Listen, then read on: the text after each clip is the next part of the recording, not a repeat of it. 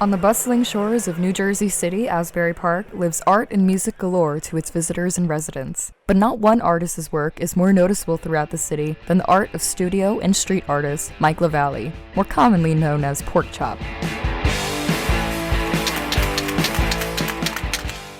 Porkchop is the artist responsible for the murals that can be seen along the walls of Asbury's boardwalk, as well as many in the downtown area, on residential buildings, local businesses, and even the new Asbury lanes. To say Porkchop's art is unique is an understatement. La Vallee combines paint, illustration, and text to create one-of-a-kind scenarios in each mural. I sat down with Porkchop to try to get a better understanding of where does it all come from. Years ago, when I was just painting, I looked at like Robert Williams a lot, and maybe I got a lot of my ideas from looking at his paintings, as far as like he tells a visual story by these little pieces of the painting.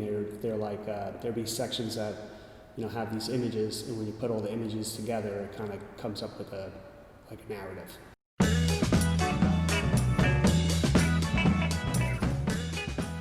Porkchop's murals feature plenty of different characters and styles to tell such a story. In his most recent work, though, he has moved away from the mermaid and sea creatures that may be familiar to Asbury visitors and into something a little different. Recently, it's been like I was real into like ancient civilizations and religions and that kind of stuff, and how religion has played throughout time, and how it's evolved, and so it's like taking the same thing where you're taking these snippets of different sections of time and making like a new sort of story, and coming up with images that look like maybe a new religion or a new sort of sect of some kind of society or something. In street art, it is common to get a clear message or commentary on the city or society that surrounds it, such as in the satirical work of the notorious street artist Banksy. But what interested me about Porkchop's work was how open for interpretation his scenarios and narratives seem to be. I don't like necessarily ramming it down anybody's throat.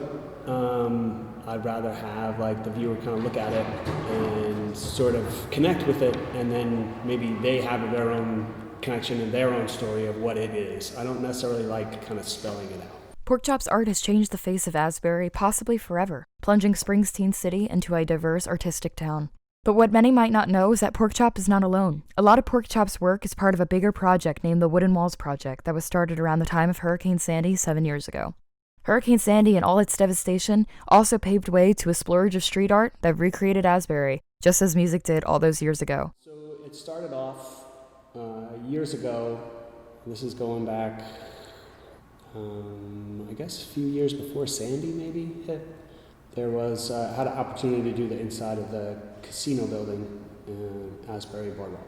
I had wanted to paint something on one of the buildings down there, and they were like, oh, we can't do that, but we'll give you this boarded up spot in the casino.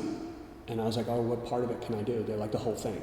So that was like the first time I did anything real big. And that kind of started off the idea of painting on some of the spots that, are boarded up or whatever. And then after Sandy had hit, and a lot of places were boarded up, Jen Hampton decided to make it a project where they got other artists from all over to come and paint on these boarded up buildings to make them look, a little more attractive than just like things are desolate. So that's kind of how that started. And she gets people from all over, like Brazil and Japan and, all over the United States. And it's been, 4 or 5 years now?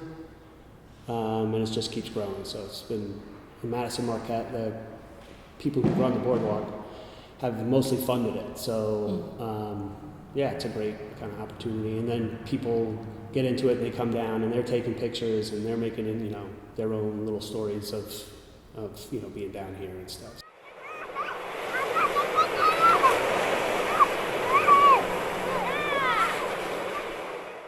Independent artists have kept Asbury Park alive time and time again. All we can say here is Porkchop, keep it coming. I'm Jackie Flanders, and that's What's the Vibe.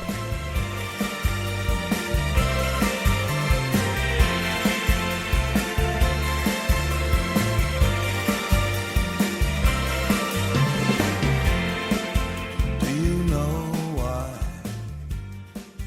you got feeling?